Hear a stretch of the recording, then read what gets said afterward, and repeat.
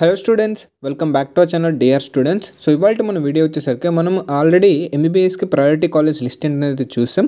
So ఇవాళ వీడియోలో మనమైతే బీడీఎస్ కాలేజ్కి ఓవరాల్ ప్రయారిటీ కాలేజ్ ఎలా పెట్టుకోవాలి మన ఆంధ్రప్రదేశ్లో అండ్ అలాగే తెలంగాణలో అనేది ఈ వీడియోలో అయితే క్లియర్ కట్గా మాట్లాడుకోబోతున్నాం. సో వీడియోని స్టార్టింగ్ నుంచి ఎండింగ్ వరకు ఎక్కడ స్కిప్ చేయకుండా అయితే చూడండి, సో దట్ మీకున్న డౌట్స్ అండ్ క్వైరీస్ అన్ని క్లారిఫై అయితే అయిపోతాయి అనమాట. సో ఇంకా మీకు ఏమైనా డౌట్స్ ఉన్నా సరే కమెంట్ సెక్షన్లో కమెంట్ చేయండి. మేము ప్రతి ఒక్క కమెంట్కి ఎవ్రీ వీడియోలో ప్రతి కమెంట్కి మేమైతే రిప్లై ఇస్తున్నాము. మీరు ఒకసారి చెక్ చేసుకోవచ్చు. సో మీకున్న డౌట్స్ కానీ ఏమన్నా మాకు మెన్షన్ చేయండి. మేము వితిన్ 1 డేలో మీకైతే మేము రిప్లై అయితే చేస్తాం అనమాట.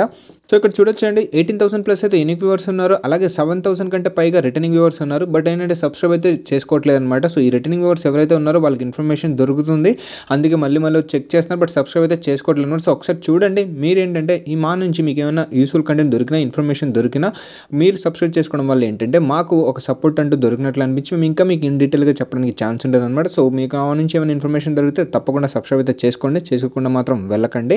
ఇంకా లేట్ చేయకుండా మనం వీడియోని అయితే స్టార్ట్ చేస్తామండి. సో ఇక్కడ చూస్తున్నారు కదండి, Andhra Pradesh and Telangana BDS college priority list అనమాట. సో ఫస్ట్ మనం ఆంధ్రప్రదేశ్ అయితే మాట్లాడదాం, తర్వాత మనం తెలంగాణ అయితే మాట్లాడతాం అనమాట. సో బీడీఎస్ కాకుండా ఎంబీబీఎస్ మీరు ఇంకా చూడకపోతే దాని ఒక లింక్ నేను డిస్క్రిప్షన్లో పెడతాను. మేము ఆంధ్రాకి అండ్ తెలంగాణకి సపరేట్గా ఎంబీబీఎస్ కాలేజ్ ప్రయారిటీ లిస్ట్ అయితే చేసాము. లింక్స్ అనేవి నేను డిస్క్రిప్షన్లో ప్రొవైడ్ చేస్తాను, వెళ్ళి అవి కూడా చూడండి ఇన్ కేస్ మీకు అవసరం ఉంటాయి. సో ఇక్కడ చూస్తున్నారు కదా, ఆంధ్రప్రదేశ్ ప్రయారిటీ లిస్ట్ అనమాట. సో ఫస్ట్ మీరు ఇక్కడ చెక్ చేసుకోవచ్చు. ఫస్ట్ వచ్చరికి government dental college and hospital Vijayawada AU రీజియన్లో అయితే ఉంది. అండ్ సెకండ్ వన్ చెక్ చేసుకోవచ్చు, government dental college and hospital Kadapa and ఎస్వీయూలో అయితే ఉందన్నమాట. సో ఓవరాల్గా మన ఆంధ్రప్రదేశ్లో 2 గవర్నమెంట్ కాలేజ్ మాత్రమే ఉంటాయి బీడీఎస్కి, నోట్ చేసుకోండి. అండ్ థర్డ్ వన్ మీరు చెక్ చేసుకోవచ్చు, Pulla Reddy dental college and hospital Kurnool అనమాట.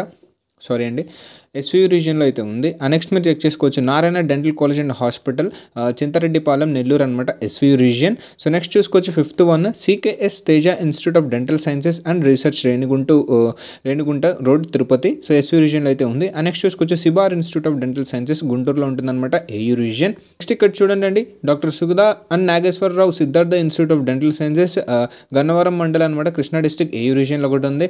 నెక్స్ట్ చూసుకోవచ్చు, Vishnu dental college Bhimavaram west Godavari district, AU రీజియన్లో ఉంది. నెక్స్ట్ 9th వన్ చూసుకోవచ్చు, GITAM dental college and hospital Rushikonda Visakhapatnam, AU region. Next 10th one చూసుకోవచ్చు అండి, care institute of dental sciences Guntur అనమాట, ఏయూ రీజియన్.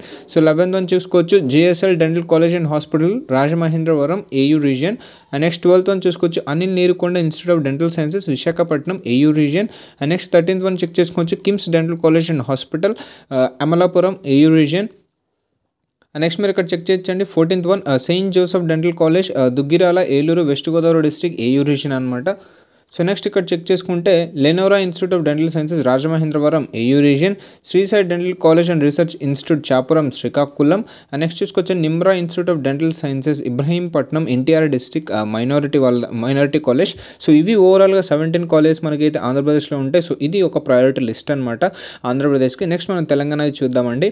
సో నెక్స్ట్ మనం తెలంగాణవి చూడొచ్చండి. సో ఫస్ట్ వన్ ఉంది మనకి జీడీసీ హైదరాబాద్, సో 1958లో ఎస్టాబ్లిష్ చేశారు.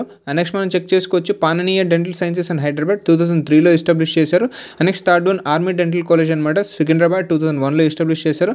నెక్స్ట్ వన్ చూసుకోవచ్చు, మల్లారెడ్డి అండ్ 2012లో ఎస్టాబ్లిష్ చేశారు. నెక్స్ట్ ఫిఫ్త్ వన్ చెక్ చేసుకోవచ్చు, బాలాజీ డెంటల్ కాలేజ్ మొయినాబాద్ 2014లో ఎస్టాబ్లిష్ చేశారు. అండ్ సిక్స్త్ వన్ చూసుకోవచ్చు, Mamata institute of dental Hyderabad అనమాట, సో 2020లో ఎస్టాబ్లిష్ చేశారు. నెక్స్ట్ చూసుకోవచ్చు, Mallareddy dental college for women Hyderabad 2014లో అయితే ఎస్టాబ్లిష్ చేశారు. ఇన్ కేస్ మీకు ఎంబీబీఎస్ కావాలంటే దాని యొక్క ప్రయారిటీ లిస్ట్ కూడా మేము చేసాం, డిస్క్రిప్షన్లో మేము లింక్ ప్రొవైడ్ చేస్తాం, వెళ్ళి అది కూడా అయితే చెక్ చేయండి మీకు అవసరం ఉంటే. నెక్స్ట్ చూడొచ్చండి, Kamineni institute of dental Nalgonda అనమాట, 2001లో ఎస్టాబ్లిష్ చేశారు. నెక్స్ట్ 9th వన్ చూసుకోవచ్చు, SVS dental college Mahabubnagar 1999లో ఎస్టాబ్లిష్ చేశారు. అండ్ 10th వన్ చూసుకోవచ్చు, ఎంఎన్ఆర్ డెంటల్ కాలేజ్ సంగారెడ్డి 2006లో ఎస్టాబ్లిష్ చేశారు. అండ్ 11th వన్ మీరు చూస్తే Sri Sai college of dental Vikarabad 2001లో ఎస్టాబ్లిష్ చేశారు. అండ్ 12th వన్ మీరు చూసుకోవచ్చు, మమతా డెంటల్ ఖమ్మం అనమాట, 2001లో ఎస్టాబ్లిష్ చేశారు.